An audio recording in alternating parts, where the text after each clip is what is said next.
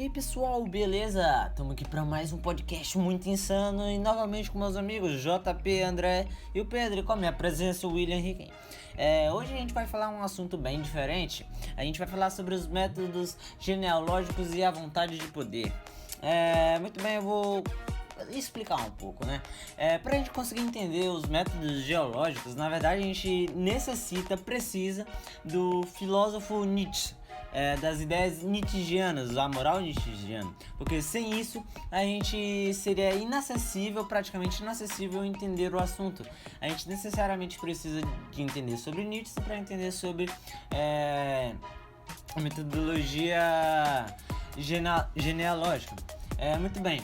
Primeiro, a gente tem que entender o significado do que seria o método genealógico e em seguida a gente teria que buscar mais esclarecimento, porque a gente ia começar a debater por dois grupos de grandes tradições filosóficas, que seria a tradição kantiana e a marxista, que as duas são o significado da modernidade para Nietzsche, que caracterizou o idealismo.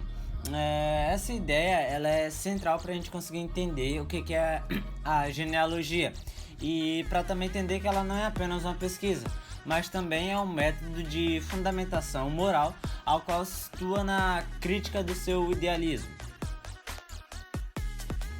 O que quer dizer exatamente genealogia? O que significa uma genealogia da moral? Em que consiste o método genealógico? A gente começa essa discussão com dois importantes intérpretes da obra nietzscheana. Segundo Deleuze, em Nietzsche e a filosofia, genealogia quer dizer ao mesmo tempo o valor da origem e origem dos valores. A genealogia se opõe ao caráter absoluto dos valores, tanto quanto a seu caráter relativo ou utilitário. Genealogia significa o elemento diferencial dos valores do qual decorre o valor destes. A genealogia quer dizer, portanto, origem ou nascimento, mas também diferença ou distância na origem. Genealogia quer dizer nobreza e baixeza, nobreza e vilania, nobreza e decadência na origem. O nobre e o vil, o alto e o baixo, este é o elemento propriamente genealógico ou crítico. Foucault, por sua vez, em interessante ensaio sobre a questão, oferece algumas indicações a partir das distinções entre três palavras alemães. Ursprung, é meio difícil falar.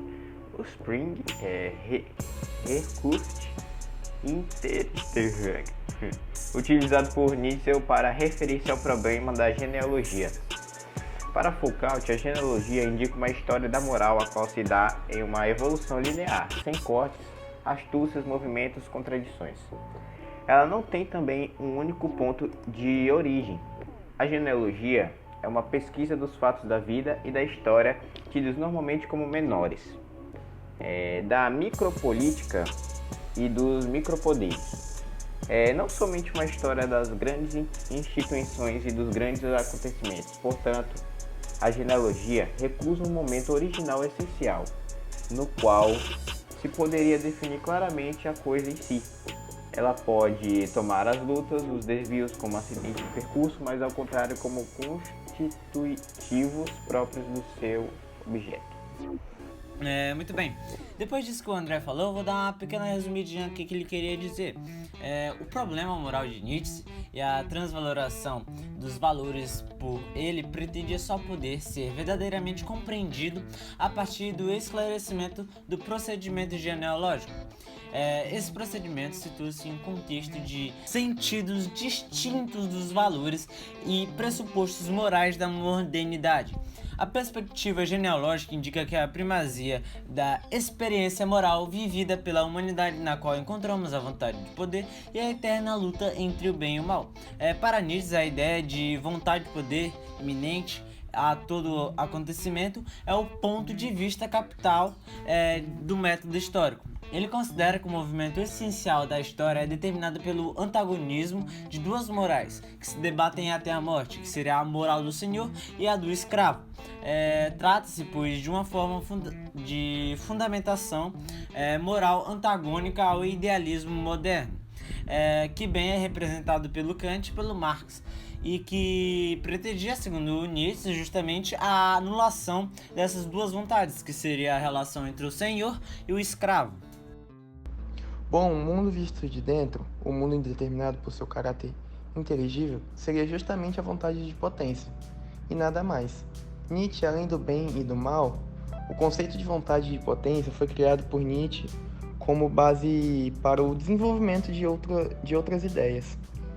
Trata-se de uma proposição ontológica que sustenta toda a sua teoria, inclusive a sua genealogia da moral é retirada das relações entre a vontade de potência. Nietzsche toma inicialmente esse conceito de Schopenhauer. A vontade é cega, insaciável, uma força que estaria para além dos nossos sentidos.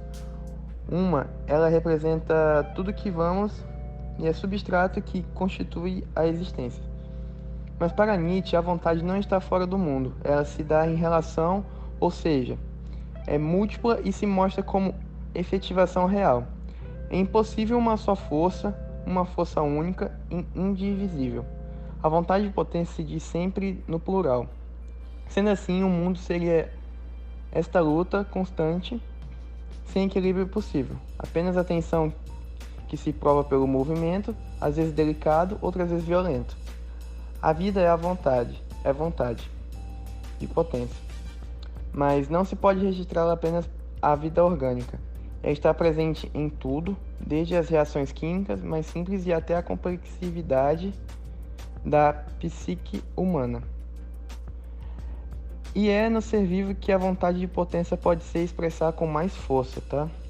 Ela é aquela que procura expandir-se, superar-se, juntar-se às outras e se tornar maior. Tudo no mundo é vontade de potência, porque todas as forças procuram a sua própria expansão.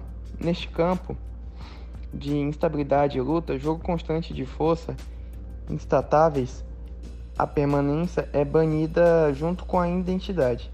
Neste mundo reina a diferença. Força como superação, como constante e para além dos propósitos e limites. A vontade se mostra como uma sede de dominar, fazer-se mais forte, constranger outras forças mais fracas e assimilá-las.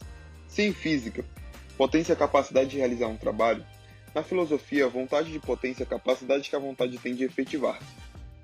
Contra uma interpretação rasa de Darwin, Nietzsche argumenta que o homem não pode e não quer apenas conservar-se ou adaptar-se para sobreviver.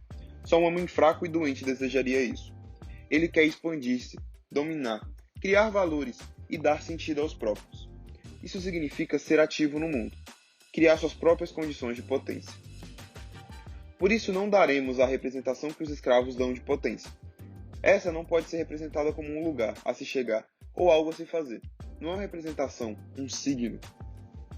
A vontade da potência não é a vontade querendo potência. Não significa que a vontade deseja uma potência que não tem. A potência não é algo que possa ser representado. Isso é julgar através dos valores já estabelecidos. Para Nietzsche é exatamente o contrário. A potência é aquilo que quer na vontade. E o que é a potência? É um eterno dizer sim. A potência se afirma na vontade quando diz sim ao dever. E a afirmação de sua própria efetivação. A alegria provém da afirmação, e o sentido é o resultado dessas forças. Vontade é o nome libertador, que o mensageiro da alegria fala. Assim vos ensinei eu, meus amigos. Ou seja, ele passa um valor específico para cada pessoa. Cada pessoa tem seus próprios objetivos para serem alcançados e expandidos ainda mais além dos seus